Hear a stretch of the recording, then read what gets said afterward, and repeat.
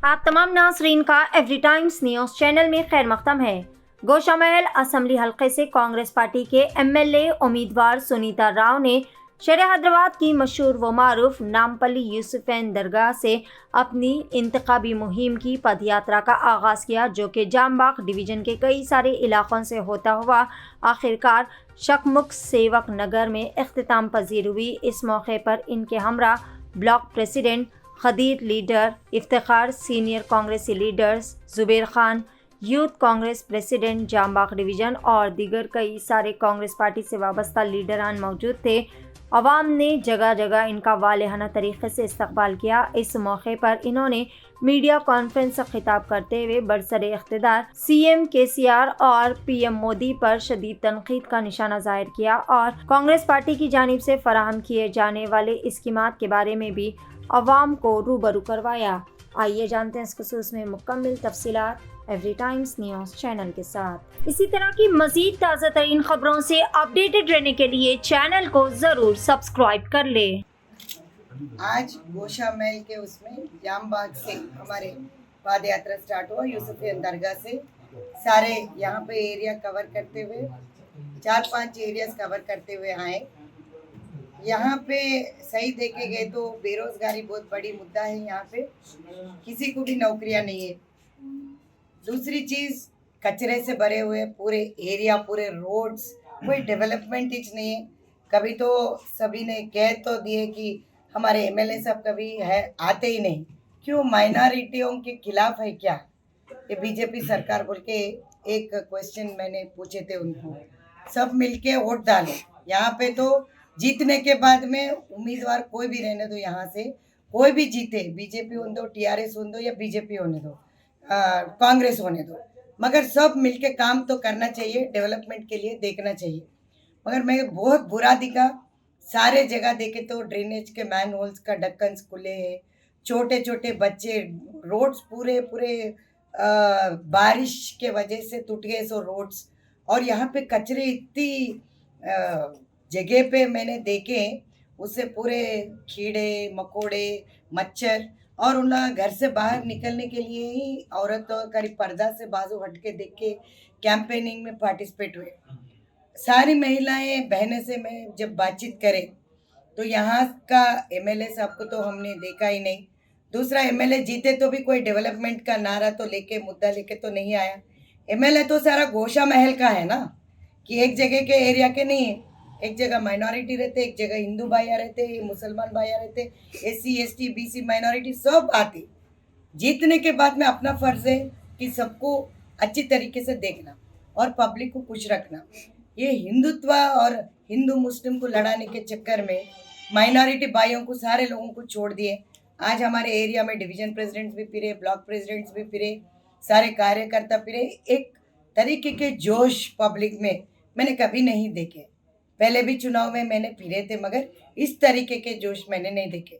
BRS और BJP मिलके महंगाई बेरोजगारी के मुद्दे से तो कमर तो तोड़ दिए, और दूसरी तो देखे तो हमारे महिला बहनें तो बहुत परेशान हुए। और तेल का भाव देखो, दाल का भाव देखो, चावल का भाव देखो, और राशन में हम लोग 9 चीज़ देते थे, यहाँ पे जो उनको नहीं मिल रही। राशन डीलर्स भी बंद कर दिए, स्ट्राइक करे थोड़े दिन, 2-2 महीने चावल नहीं दे रहे, और वहाँ गए तो 3 महीने नहीं है, तुम्हारा राशन कार्ड का ख़त्म हो गया।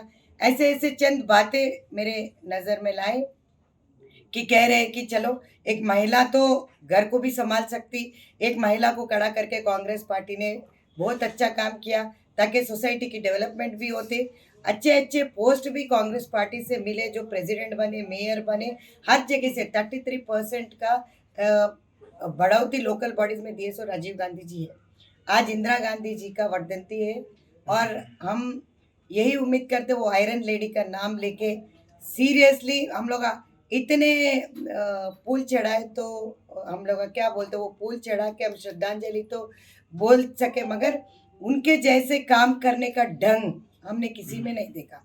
कौन सा भी चीफ मिनिस्टर में मैंने नहीं देखा। हमारे सीएम तो खाली दारू, रेवेन्यू दारू पे मिलता, तो दारू को प्रमोट करके आज सबका फेफड़े खराब हो गए। आज छोटे छोटे बच्चे गांजा गुटखा यही कारें, यही शराब पी रहे। यहाँ पे डेवलपमेंट कैसे होते? नौकरियां तो दिए नहीं, इसीलिए हमने वायदा किया था कि हम आ गए तो 1 साल में 2 लाख नौकरियां भर्ती करेंगे। और यही नहीं, आज ये बीजेपी एमआईएम का जो लड़ाई है और बीआरएस का जो दोस्ती है, ये सब उनको समझ में आ गया। पब्लिक इतने भी होले पब्लिक नहीं दिखे। हमने जिसके पास जाके बात करे बहुत समझदारी से जवाब दिए कि हमको क्या करते आप और आपका 6 गारंटी क्या है और कब से लागू होंगे, ये सब क्वेश्चंस मुझे पूछे थे। और मैं एक वकील होने के नाते भी हर घर में घुस सके और एक एक घर में घुस के मैं बड़े बहनों से एक एक फैमिली 10 और 20 लेडीज भी हैं, जहाँ पे सीनियर सिटीजन्स भी हैं, वहाँ पे उन लोगों को क्या पेंशन दे रहे हैं हम लोग को 4000 पेंशन। और फी रियम्बर्समेंट नहीं देने के नाते बहुत सारे बच्चे नहीं पढ़ पा रहे। उसके युवा विकास के नीचे भी हम लोग का जो 5 लाख का कार्ड दे रहे और उन लोग का पूरे बीमारी के लिए क्या है बोल के भी पूछे। बड़े बड़े काला लोग मेरे से पूछे तो मैंने बोले कि 10 लाख तक इंश्योरेंस है। राजीव गांधी का आरोग्यश्री के नीचे ये इंश्योरेंस कवर करेंगी। 2500 एक महिला को आ रहे, 500 रुपये सिलेंडर को दे रहे और आरटीसी बस चढ़े तो मर्द को पैसे पूछने की ज़रूरत ही नहीं है कि वहाँ पे पूरी तेलंगाना में के सफ़र कर सकते फ्री में। हर एक बहन बहुत खुश थे आज। और 200 यूनिट जो बिजली का बिल जो बजा रहे बीआरएस गवर्नमेंट, वो हम लोग 24 आवर्स करंट सप्लाई कर रहे। 24 सप्लाई करे तो भी आज पब्लिक खुश क्यों नहीं है? बीआरएस पार्टी से बीजेपी सरकार से मैं यही पूछे थे उन लोगों को, मगर क्या फ़ायदा? आज यूनिट का रेट बढ़ा दिए और बिल बजा के दे रहे, इतने इतने बड़ा बिल दे रहे, प्रॉपर्टी टैक्स ले रहे, फिर कचरा क्यों नहीं उठा रहे? म्यूनसिपल एडमिनिस्ट्रेशन तो नवाबजादा केटीआर है। आज केटीआर जी से पूछते, ट्विटर पे ट्वीट करती, कल के दिन अब जाके मैं ट्विटर में लगाती कि केटीआर के नवाबजादा सीएम बनाने के चक्कर में तो मोदी जी के पास चले गए, हमारा बेटे को सीएम बनाओ बोले। सो सीएम साहब के बेटा नवाबजादे कभी आके गली में घूमना। म्यूनसिपल एडमिनिस्ट्रेशन मंत्री घर में बैठे तो नहीं दिखता ये सब चीज़, गलियों में घूमे तो दिखता। चुनाव में तो आप पूछने आते, वोट पूछने आते, मगर यहाँ पे देखो कचरा कुंडियों का आलम और बच्चे कितने सुस्त हो गए। यहाँ पे ड्रेनेज का मैनहोल्स, मेयर विजय लक्ष्मी जी को भी ये सब नहीं दिखती क्या? ये बीआरएस सरकार को कुछ नहीं दिखती। तो आने वाले आपका बाजा पब्लिक बजाने वाली है, तो रेडी रहो। बीआरएस और बीजेपी को चुनौती देने के लिए कांग्रेस पार्टी की उम्मीदवार यहाँ से सुनीता मोदीराज ठहरी हुई है और हर गली गली फिर के और तंदुरुस्ती से आज यहाँ पे बैठ के आपसे बात करें। हम थके भी नहीं, क्यों बोले तो जनता हमको थकान महसूस होने नहीं दिए। उनकी प्रॉब्लम्स बताते हुए यही उम्मीद करते, मैंने यही बोले, आपका वोट मत बेचो। आपका वोट अगर लूटे हुए पैसे देते तो बराबर ले लो और कांग्रेस को आप जिताओ। क्यों बोली है मैंने बात? उन्होंने बोल रहे हमारे पैसे जीएसटी में, वैट में, पेट्रोल डीजल का दाम क्या है, 60-70 रुपये ऐसो, आज 120 है। तो सोच रहे सब, पब्लिक भी सोच रहे। पब्लिक को उन लोग ये समझ रहे कि चलो भाई आज 2000-5000 दिए तो वोट देते, नहीं आप 2000-5000 ले भी देते और इस बार कांग्रेस पार्टी को बड़े पैमाने पे जिताते बोल के वादा भी करे। और पैसे देने के चक्कर में आप इधर आते तो मत आओ बोल के भी मैं बोल रहे। उन लोग लेडीज़ ये पंजे को वोट देने वाले हैं इस बार। यहाँ से तो हर महिला से मैं मिलके और उनकी प्रॉब्लम्स मैं नोट करते हुए आ रहे। तो आने वाले कल या बराबर गोशा महल से उम्मीदवार जो है कांग्रेस पार्टी की बराबर जीतेंगी, ये तो मेरे को उम्मीद है। Thank you.